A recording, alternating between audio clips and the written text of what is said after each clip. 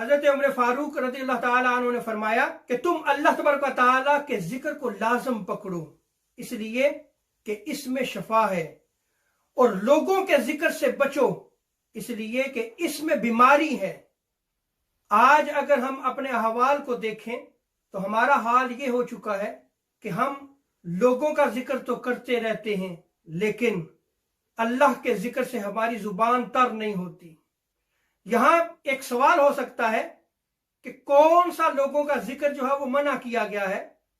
हालांकि अंबिया का जिक्र, ताजदार अंबिया सल्लल्लाहु अलैहि वसल्लम का जिक्र खैर, सहाबाए किराम, अहले बैत अतहार का जिक्र, औलिया और सालेहीन का जिक्र करना जो है ये इबादत है। क्या उनका जिक्र भी नहीं करना चाहिए? तो यहां ये याद रख लें कि बेशक ये सारे जिक्र जो है वो इबादत हैं।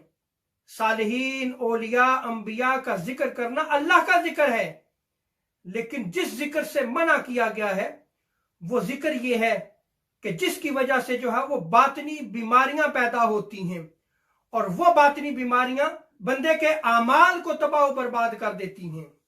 कौन सा लोगों का जिक्र जिससे बचने का हुक्म दिया गया है?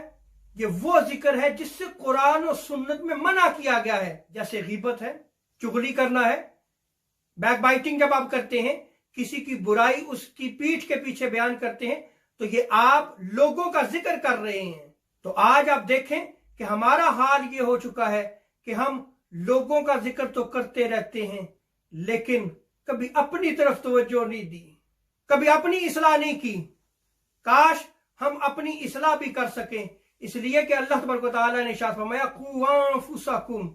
सबसे पहले अल्लाह रब्बुल इज्जत ने इरशाद फरमाया कि जहन्नम की आग से अपने आप को बचाओ। हम लोगों की फिक्र करते रहते हैं, और वो फिक्र भी क्या कि जिसमें गीबत है, चुगली है, बुराई है, जो बंदा मोमिन के लिए तबाही और बर्बादी है, उसके अमाल को खत्म कर देती है। हमें चाहिए कि हम अपनी जुबान पर अल्लाह तबारक व तआला के जिक्र को जारी रखें। हमारी जुबान अल्लाह के जिक्र से तर रहनी चाहिए।